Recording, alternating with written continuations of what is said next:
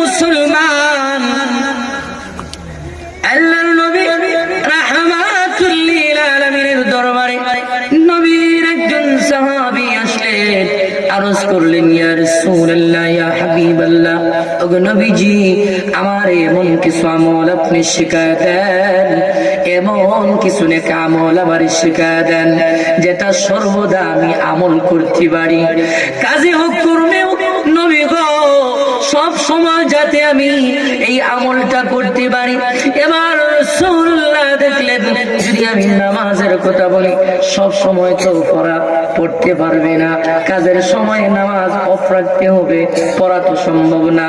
এমন একটা আমল শিখা দিতে হবে যেই আমলটা কাজের মধ্যেও পড়তে পারে, হাঁটতেও পড়তে পারে, বসতেও পড়তে পারে, এমন আমল তারে শিখায় দিতে হবে। রাহমাতুল লিল আলামিন বলেন, রে সাহাবী, তাহলে শুনে নাও, এমন একটা আমল তোমার আমি রাসূল বাতায় দেই, যেই আমলটা তুমি সদা সর্বদা করতে পারবা। এই আমলটা হলো সদা সর্বদা আল্লাহর জিকির তুমি করবা। সাহাবী রে, এটার ফায়দা, এটার ফজিলত আমি শোনায় দেই।